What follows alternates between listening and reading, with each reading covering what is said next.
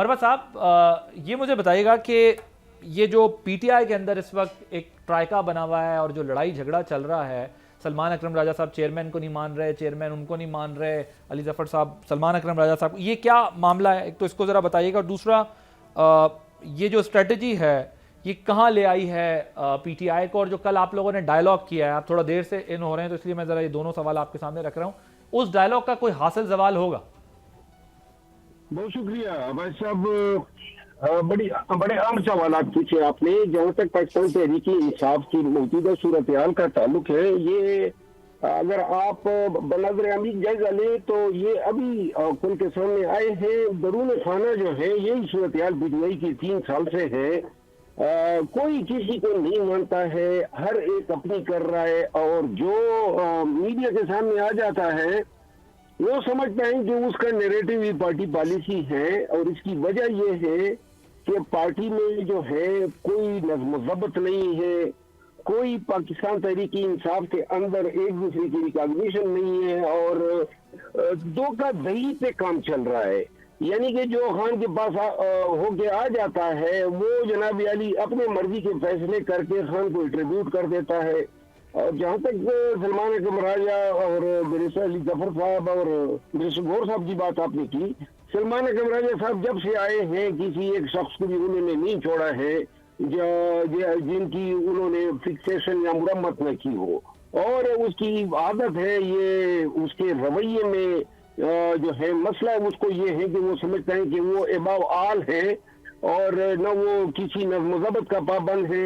वो अपने आप को खान का चहेता समझता है, और बड़ी वजह हर मामले में, यानी मैं आपको अर्ज कर दूं, ये जो अपोजिशन लीडर की तैनातियां हैं या रिकमेंडेशन जो गई है, ये सिर्फ पार्टी के बुगस में हुआ है कि एनए में barrister Gaur leader of the opposition न बन सके, और अली जफर साहब जो है सेनेट में लीडर ऑफ द अपोजिशन न बन सके। वरना कहाँ की ये दूर की कोड़ी ले आए कि जनाब अपने लोगों को छोड़ के उन्होंने कहा जी के फला फला को बना दे।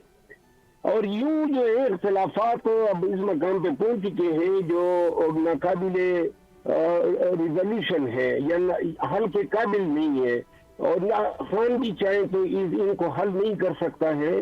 पार्टी जो है इसी चीना झपटी के चक्कर में जो है अपनी जो एहतजाजी ताकत की कुवत है वो भी खो बैठी है। वसी पैमाने पे पाकिस्तान भर में मरवा साहब 10,000 बंदा जो है वो अडियाला के बाहर जमा नहीं कर सके, और फिर दावा ये है कि हम पाकिस्तान की सबसे मकबूल जमात हैं। अब इस स्ट्रेटजी का ही नतीजा है कि आप बंदे भी मोबिलाइज नहीं कर सकते। दूसरा, ये जो इंफॉर्मेशन विंग शेख वकास अकरम और सीएम के बीच में जो मामला चल रहा है, ये क्या है लड़ाई? क्या वाकई ऐसा हो रहा है कि इदारों पे प्रेशर देने के लिए चीफ मिनिस्टर ने कहा?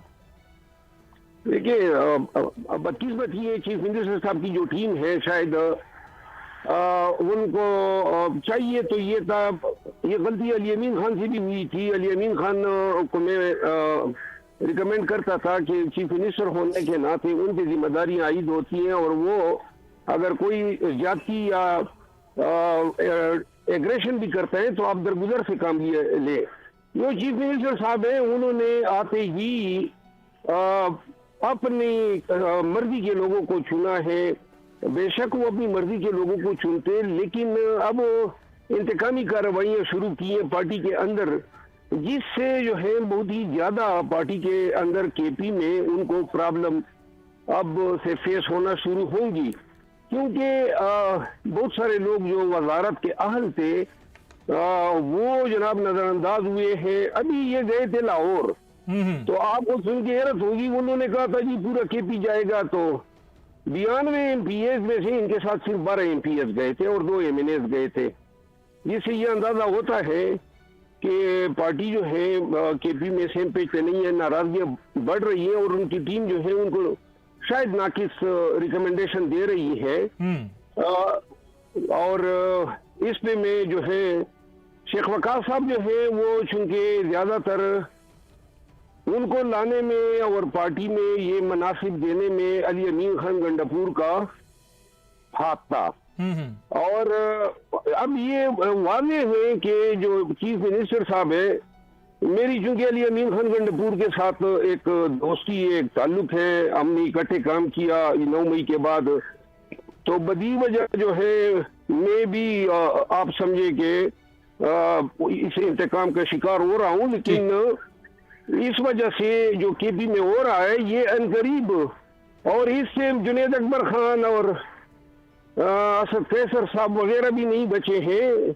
ये सारी जो कुछ हो रहा है ये सलमान अकरम राजा और हलीमा खानम जो है वो रास्ते दिखा रहे हैं, और मेरा ख्याल है कि विक्टिमाइजेशन उनकी इशारे पे हो रही है। राइट। सब्सक्राइब करें और बेल दबाएं ताकि कोई खबर रह न जाए।